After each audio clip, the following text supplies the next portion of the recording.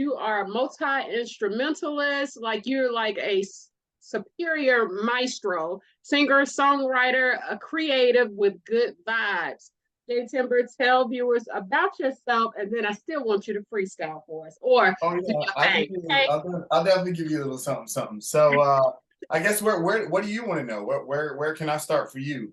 I want you to start at the BGAT. Like, Okay. what was your childhood like that got you into all these? Like, were you bored with one instrument? You are very multi-talented. Okay, so it started out at the age of about 8 or 9, and my father was like, "You're gonna play the saxophone," and I was like, "Oh, okay, all right." And I did that for about a year, and I didn't think it was cool enough because I was an 8-year-old and I Right. knew everything in the world. So yeah, I decided that I wanted to play the drums. And my dad was like, "Okay, cool, as long as you practice." And he instantly regretted that because I practiced a lot. And yeah, it kind of just picked up from there. I was a drummer for a while throughout high school and middle school and high school, and then eventually I had went on to become a singer. So I guess in my high school years, about 17, 16-ish, I was a drummer in a band, and the singer got choked up during the song, and I knew the lyrics, so I had the mic, and so I was playing, and I just went into, it was Red House by Jimi Hendrix. So I went into it, it's Red House over yonder, it's where my baby stays. And after that, everyone was like, "JT, you might be a singer." And I was like, "Nah, man, I'm a drummer. I'm gonna be back here. I don't want to be bothered. I want to be up front. That's for the singer. That's I'm back here." And then my friends were like, you should try out for the school talent show. I went to Bishop McGinnis in Kernersville, North Carolina. Went to a private school there, and so all my friends were like, "Yeah, you go ahead and join the summer or the contest." So I ended up doing it and winning, and that's when it kind of caught me, where I was like, "Oh, okay, I think I want to be a singer," and it just kind of just blossomed from there. I'm a very driven, focused person, so I was an athlete before I was a musician, so I kind of took that mentality and dumped out the sports, and then I put music in it. And because music was always in my life, it was easy to just transition because it was a passion. Right. So And what did your so, parents say about you not doing sports and doing music? huh? What did your parents, did they have a say in it?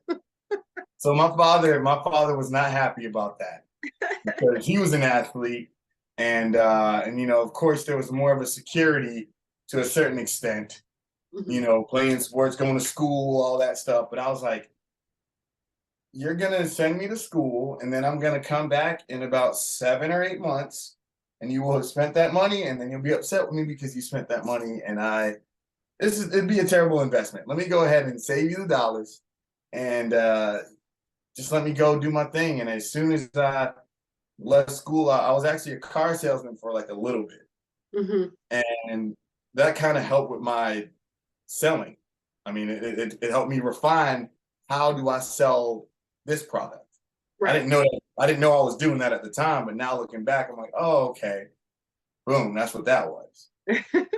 And so yeah, I did that for a little bit, but I was still doing the music and trying to do the music and figuring out, work 9 to 9 at the dealership, and then I'd go to the studio till 3 in the morning. I'd sleep for a little bit and then go back to the dealership. And it was like, at a certain point, it's like, you can't keep doing this. Like this, you're gonna burn out. Now, mind you, I was 18 years old, 17, 19 years old. But I was like, "No, this isn't, you can't do this. You just pick something and do it." Right. And so yeah, then I just kind of took the leap. I left the job, and my dad again was like, "You're an idiot. Like, got a great secure job. I'm half Colombian, and I'm African American, so I speak Spanish fluently. Oh, So that was a big leg up within the industry because I could pudiera hablar español y vender los carros en español, and then I could go over here and speak in English and be able right. to do the deal. And it was, it was great. So my dad was not happy. And so I was like, "I promise it's gonna be worth it." Of course, that spiel that every musician ever has. "No, it's coming. It's coming." Like, Right. Right. about to get the Learjet with the Ferrari because I was 17 and 19. That's all I could think about, you know. And yeah, so I kind of just was like, living in Greensboro, it's not like a crazy budding musician town. You know, there's music here, but it's not like New York where I might run into a Questlove coming out of this place. So you know what I'm saying? Like it's not that. And so I was like, well, let me go where it is. And I'd go to the clubs and I was like a gnat. Just flying around the promoters, like, hey, how you doing? My name is JT. Oh, okay. Getting on people's Hey, nerves. how you doing? My name is JT. Oh, no, not today. All right, cool. Hey, my name, no, okay. And I just kept doing that and kept doing that. And eventually it paid off. And the promoter was like, hey man, I've got an opening spot for Boys to Men. And I was like, yes, okay. This is what I'm talking about. I told you, you know what I mean? Like, and so I opened up for Boys to Men here in Greensboro at N Club at the time. This was, you know, 18 years ago. And so I opened up for Boys to Men. It was a direct support spot. It was great. I was backstage visibly shaking. Like it's the biggest show. I mean, it was my first big show. It was Boys to Men. So I had this like can't tell me nothing ness to myself, but also like I didn't know what I was doing. You know what I mean? I was just getting started. And so opened up for that. It was amazing. And then that led to another club like across town picked me up to do a show opening up for Coolio. And so I was like, okay, I'm gaining traction. I'm bad. You know what I mean? Like, and yeah, so it was like boom, boom. There was a lot of buzz, but I didn't know what I was doing. I didn't understand to nurture that buzz, or I didn't have anyone in my team. I didn't have I didn't even have a corner to go back to. You know what I mean? I was just flailing in the wind, hoping that you like this song? Nope. Okay, you like this song? No. And I was still learning songs. You know what I mean? I'm like, at the time, I wasn't even playing guitar. Oh wow. Yeah, I was just singing. I had the ability to play the drums, but I wasn't gonna get up on stage and be like, I know you want to leave. Like, it just wasn't. That wasn't it. So, yeah. So I kept pushing throughout music here in Greensboro, and I got into the rock and roll scene. And I saw this band called House of Fools. And at the time, I'll never forget walking into the show, being like, this is a dumb, like, that's a terrible name. Like, I was like, because I didn't get, I didn't understand. I was like, this is whatever, it's rock and roll. My buddy was like, you're going to love this band. And sure enough, like, the first note rang. And it was the moment that I realized, oh, I need to be playing guitar. Wow. And to see my friend who now is my mentor and plays with me, Joel Kaiser, to see how he played and spoke and was so expressive with the guitar, it made me crazy. I was like, I want to figure that out. So once again, I turned into a gnat. I started buzzing around his head, and he, all right, cool, dude, And actually, funny story, I met his fiance at the Boys to Men show. Wow. And so I was sharing a band with the other opener, and she was friends with the other opener. And so she was like, you need to get on stage and act the way you act when you're not on stage. Because off stage, I'd be doing all that. But on stage, I was nervous. I didn't know what to do. I didn't know how to channel it. And she'd been in movies and acting and stuff. So she knew how to turn on the switch. So she was like, you need to, when you get on stage, act the way you act when you're not on stage. And at the time, I was like, who is this? Like, who do you think you are telling me? Like, you don't know, I'm Jay Timber, like, And then then we got to talking, and she told me who her boyfriend was, or her fiance was, and it was Joel Henry Kaiser. And I was like, get out of here. I had his poster on my walls. Right. Like, rock and roll God, you know what I mean? And then we ended up meeting up. And eventually I just kept being in that. And they were like, yeah, man, come out on the road with us, or, open up for a show for us, or come up and sing a song with us. And it just kind of became like, I call it like a little brotherism. That's something that I've always had. I've been the little brother of a bunch of bands. And I'm like, oh, I'll grab all the waters, and I'll get the the towels, and y'all don't worry about it, man. I want y'all to be able to focus and have a great show. I got everything else. I'll sell the merch, like whatever I can do just to be close to the game. Wow. That's sacrifice.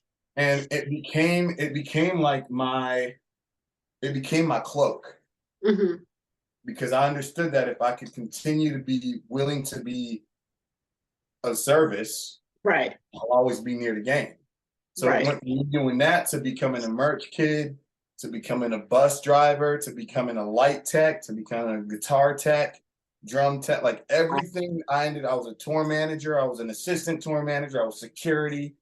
I did all of it, but I didn't understand in the time because I was just trying to get gigs and trying to stay close to, oh, I'm opening up, or we're going on tour with this artist and this artist. There's connection and rub elbows and rub elbows. So I just became like manic about trying to figure out how to do that and not really focusing on the music.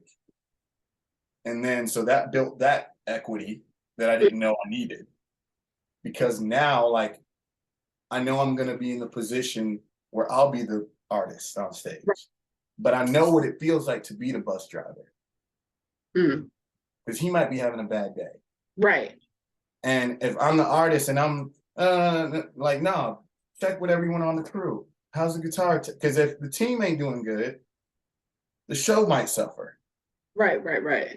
And so like it's gotten to now, like I'm grateful for my willingness to go do all that stuff. And just prepared me now for like, I know what it's gonna take. I know that it takes a team, but I understand that you got to check in on everybody on the team because everyone sees that. And so now I'm in this position of like new song, new music. And now it's like understanding like, okay, this is the time that you've been preparing for your entire career. And you just have to be it and act it and understand. And there's a blueprint out there. So-and-so, L.A. Reid's got a book. So-and-so's got a book. You name it, there's a book. Go read the blueprint. Go check it out because you're going to see the stories. I've read them all now. And since COVID, really, because before that, I wouldn't pick up a book to save my life. And now I'm like, I have this hunger to learn. And as you can tell, I talk a lot. So, you know, it's, I'm just willing to do whatever it takes to take it to the next level and understand that like, you got to sacrifice, but it's going to be worth it. Cause like, this is, what else would I be doing? You know what I mean? Like, this is what I love doing. And the fact that anyone wants to talk to me about the thing that I love doing, like, go do it. Well, you made 3 important points of your career. That's been what, 20 years, almost 20 years in the making. It's 20 years now. Yeah. So you pointed out, number 1, your persistence, that you have to be persistent when chasing not just a dream, but you know, Anything. this your lifeline. Yeah. You know, and you proved yourself of not just you learned equity, but of value. So that's number 2. That's like huge because a lot of people who think that they can sing, who probably are talented, that improve themselves of value. They don't offer other services. They don't serve the people, and you did. Yeah. So you developed humility. It seemed like you went on a 20-year excursion in artist development. Yeah. Yes. I got goosebumps on top of my goosebumps right now. And I didn't realize it. Like I go back and I thank the managers that I've had. You know what I mean? That have like, you know, they knew what I was capable of and they put me in positions to try to be the best me that I could be. And if I failed, what was the lesson? Right. And looking at everything as that, because then there's nuggets in everything that you do. If I open the door too fast and I stub my toe, don't do that next time. That's a nugget. And it makes life that much more golden. Like, I feel like every day is just a big ray of sunshine, even when it's low, because in the low, you got to understand the low to feel that high. Right, right. And so now I'm in this position of just being like water and trying to be as consistent to the path of what I'm trying to do. And then shining, reflecting the sun. If I'm water, let me reflect the sun and make everything around me as bright as possible. Like I was having a conversation recently about how like a lot of people kind of get on me because I'm a big fan. Uh-huh. Fan of my friends. I'm a fan of my peers. My mentors happen to be some great musicians, but I'm Mhm. like you like I'm talking like I get teary eyed when I watch a performance of one of my friends that tried a new song that I know was a new song, Right. and I because I know what that is. I know what that feeling is like. So it's like I'm just such a big fan of all like anyone that's trying anything Hmm. because like I know it's hard. Whatever it is, you may not people you may not look at what you do as a difficult thing because you put in the repetition and you taken the time consistently to be what you are now. Right. But people don't think about that. I think about how you had to get the lights right. You had to make sure you got this type of computer with the thing and all the details that create, or as my dad would say, pay attention to the bricks. Right. Keep putting up bricks every day. Put up a brick a day. If you put up one brick every day, you'll look back and be like, "Wow, that's a wall." Right. And eventually, it's a house, and it's memories and lessons, and those are all the bricks in our house. Right. And so it's like, how do I maximize each brick? You know what I mean? Like, how do I make sure like every moment, like this moment, is so big to me. Oh. The most important moment in my life because like this is a new beginning for me. I didn't think I'd have another this. I didn't Oh. think I'd have a this in the first place. I Right. just thought I'd play music and hopefully someone might dig it. So yeah, like I just try to appreciate every single moment. I read another book, Jim Carrey, and he was talking about how they asked him like, what is the reason for your success? And I was like, he ended up saying that the reason for my success is because I'm so willing to be so ridiculous that it makes you comfortable to be a little ridiculous. So when the laughter, the craziness, it makes you feel comfortable. So then I took that because it's all blueprints and it's all science and just taking this element and this element and changing and mixing. Right. For me, it's music. For me, it's art, whatever my art is. So how do I figure out how to apply that same equation to what I'm working on? So then now I figured out, and it's only been in the last like 6 months. I've been doing this for 20 years. Like I've performed a lot of shows. I probably haven't done less than 200 shows a year for the last 10 years.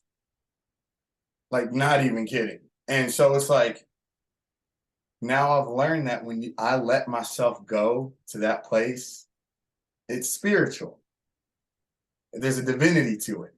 Right. Michael Jackson said, you got to let God in the room. And I never understood that.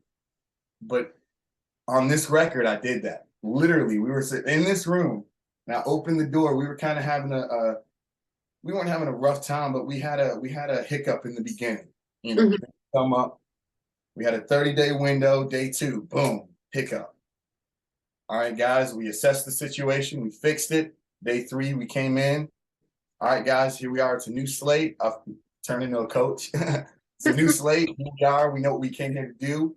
But first, got to let God in the room. I opened the door up and it felt crazy because after Right. that, I felt so confident that I was like, this is what I'm destined to do. You know what I mean? So it's like, just Yeah. do it. I like that you acknowledge that you have to put God first. Like, I don't pray over every interview because sometimes I'm just like rushing home from work and getting set up and all that jazz. Yeah. But 9 times out of 10, I'm going to pray over every single project. Anything that I write, I pray over. If I want it to be magnificent, and especially in a short amount of time, I have to pray over it. So you acknowledge that you have to put God first. You acknowledge that you have to have patience. You acknowledge that you have to be civilized to your team. And 20 years of success doesn't breed this type of mannerism, from an artist. Artists are usually cocky by now. They're cocky, like you said. You do how many shows in a year? At least 200 a year. And of course, the COVID gap, that was Right. what it was. But like, yeah, I mean, at least there's been some years I'm pushing over 300. Wow, that's a lot. Before COVID, we would do like on a Saturday, like 2 shows, 3 shows. Hmm. And No. it'd be like 2, 3 times a month. Like, just because the way I looked at it, it was like the sun's out, so I gotta make hay. Right. You know what I mean? Like music, it's not like I'm like, oh well, 401k for Jay Timber. I can't You take know, it. but it's none of that. Like, and I'm just, and that's another thing, is like, with reading more is learning more Right. about how to create that type of stability for my team. Facts. You know what I mean? Because now I'm like, oh, instead of me, let me start an LLC and have the LLC pay out this, and then and just little shifts that you don't think about. But if you want to get serious about this, you have to do all the little things, because if you don't, someone else will. Right. Well, I don't, after doing 20 years, I don't think you're going to let somebody else do it. So, No. It's funny because there was a time in my life I didn't want to touch any of it. right. And and there was ego, and I thought everyone was, no, like, shut up, dude. You're living in Greensboro, North Carolina, playing a couple little shows here. Yeah, you made a little buzz where you made a buzz, but chill, okay? Mars isn't going, hold up, there's this Jay Timber kid. No, calm down. You got a lot to learn. And I'm grateful that I didn't get it when I wanted it. Right. Because I wasn't ready. Because I had a alcohol abuse problem. I had an addiction, and back then, alcohol was part of everything. It was, Right. after the show, it's the party, and we're getting the tab with this, and I could justify it because I wasn't paying for anything. Right. And after the party, there'd be the guy that's at the party that's a little sketchy, but he comes up to you and he gives you a handshake. You're like, oh, what's this? Okay. And then Oh, next thing you know, wow. these things are happening and these things are happening, and it becomes a habit. Oh, man. And then I realized that I had to do something about that. Right. So, I guess we could get into that when we get into that. But, it's yeah, it's just, I'm willing to get punched in the mouth now. Hmm. You know what I mean? Like, I know every day something's going to come up. It's going to be something, but it's a lesson, because then next time you'll be prepared for it. Right. And then I could hopefully teach someone else. So there's a bunch of young artists here in Greensboro that, like, I'm so grateful that they reach out to me, because, like, I'm more than glad to show them, stage presence, booking, who to contact, who to stay away from, Mhm. whatever, what to look for. What are some red flags in a promoter? Right. You know, contract, did you get that? And those are things that I just shove off, and then things would happen. I'm like, dang it, why is this a problem? Well, because you didn't do it. You didn't fix it. Like, you saw the hole in the dam and you were like, well, we're gonna just keep going, and then water starts spouting out, and you're like, we have a problem, everyone. Well, you did that to yourself. Right. So Well, you were just trying to get your foot in the door. So, and that was, yeah. that was 20 years worth of striving. Like, Yeah. listen, you were on your way up, but you slowed down because you were avoiding some of the things that you really needed. But now we're here. Started from the I bottom. felt Now. like the analogy I keep. I'm a big car guy, Uh-huh. and so the analogy I always say is, so there's the Dodge Charger, right? Everyone knows the Dodge Charger. I call it the mouth of the South. So the Dodge Charger has, you get a certain car, there's the Hellcat, it's got two different keys. One's got this amount of power, another one's got this amount of power. It's like 500 and 700 horsepower. This whole time I've been driving around with a 500 horsepower, doing well, winning some races, but not understanding, because of my own blocking and vision, lack thereof, Right. that there was a whole nother key with 200 more horsepower that I could really be winning. And so for me, getting rid of my addiction, getting serious about my career, understanding that these are the things that I have to do in order for success to happen, then I got that 700 horsepower key. But even with that, I'm still learning it, because I don't even know, I've never had this much clarity, Right. this much, ability to be like, okay, no, instead of me thinking of just step one, no, we're thinking about step 10. Because a lot of people have step one, but then what are you going to do when they say, all right, well, what's your next song? Right. Or what's your next idea? and then they're gonna go to whoever else has that idea. But if you're ready, yeah, I got how much time do you want to spend with me? And that's kind of how I look at it. Like this is what else would I be doing? Like fill myself up with just this. Well, you've been filling other people up too because you've been doing some pop-ups and spreading the fields everywhere. So tell us about that. So the pop-ups originated from just wanting to get out there, and I'm a social butterfly. I talk a lot. I've never met a stranger, and I understand that like this is my gift. I don't know how else to share it anymore. I don't know what to do with it. I just have to let it out. Right. So it became a thing of, we did one pop up, and then the reaction from the people, not from, internet or none of that. The person, there was a man specifically, it was at a Panera, the first time we did it. And I walked in and I sang Three Little Birds by Bob Marley. And I sang it, did my thing, got done, and he came up to us and was in tears. Mm-hmm. And you don't understand how bad I needed that. And he would have been the last person that I thought it would have touched. Right. So it was one of those don't judge a book by its cover. And if anyone is doing their thing with their heart and the right intention, I don't think anyone can lose with it. So how do you select people that you're serenading to or doing the pop-up for? Well, right now it's been kind of like a word of mouth, I like to call it the cup runneth over. Right.